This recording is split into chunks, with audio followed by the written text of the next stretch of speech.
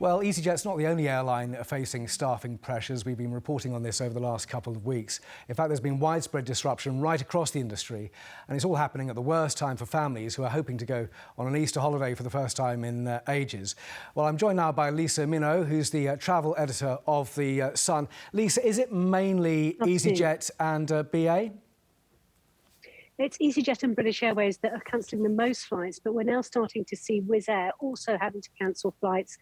Again, these same things being cited, operational challenges with staff absences and lack of staff. But it does specifically seem to be those two airlines, British Airways and EasyJet.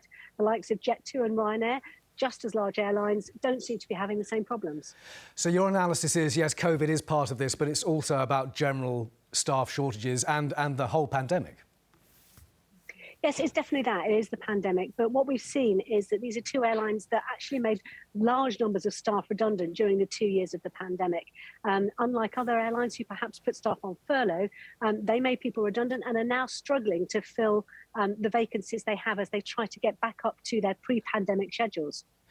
So, how's it going to affect all of us then over the next few months? Of course, the summer, not too far now. How do you think airports are going to be coping and airlines are going to be coping?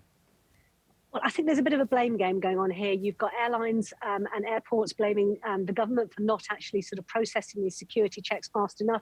But you then got the government saying, actually, we need to do these checks. They're really important and they should have been anticipated before they actually built these larger schedules in place or put the schedules in place, knowing that they didn't actually have the staff to run them.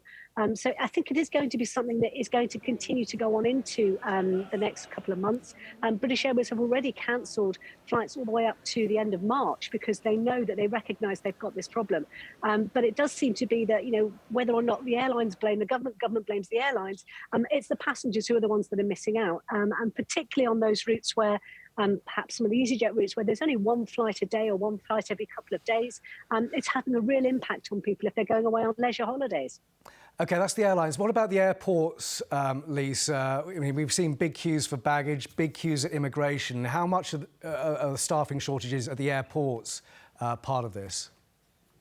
Well, that's also having an impact. Particularly, we've seen, the shocking scenes at Manchester Airport. There's been some quite busy scenes at Heathrow as well. It's not seemed to be affecting all airlines, but we also now have the great return.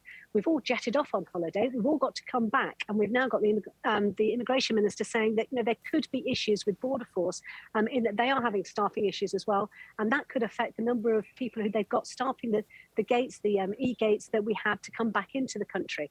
I'd hate to see it, but it could be that we actually are going to see some real delays in actually processing people to get them back through passport control into the country once we've all had our Easter breaks. Oh no, I was hoping for better news, Lisa. What's your advice then to people, and what are you advising your friends? Would you go on a foreign holiday this summer? Definitely, I would, yes. I think it's always worth it. I mean, I've been chatting to some readers all day. Yes, they've had some struggles. Yes, it's not been great. It's not been the ideal start to their holidays. But the minute they're away, they forget it all and they're enjoying themselves and they really think it's worth it. I think just make sure that, you check everything before you go. Make sure you leave yourself lots of time to get through the airport, and make sure that you've got yourself, reacquainted with all of those rules for going through security, the 100mm liquids and your charging cable, etc. As long as you do that, I think there's no reason why you're not going to have a great holiday this summer. And just a quick one on recruitment, Lisa. I mean, we're getting a picture now that the airlines simply can't recruit for the money they're offering. Is that what you're hearing? Yes, that's very much the case. I mean, these are not highly paid roles, and a lot of the people who were let go during the pandemic and were made redundant have found other roles in other sectors where perhaps they have more social hours and perhaps a little bit more money, and that is going to be a challenge for airports. And that actually then does have an impact on the amount that we're going to be paying for our flights and for our holidays, because if the companies have to charge more or have to pay more to get people to come on board, then that is going to eventually come through into the ticket prices that we're paying.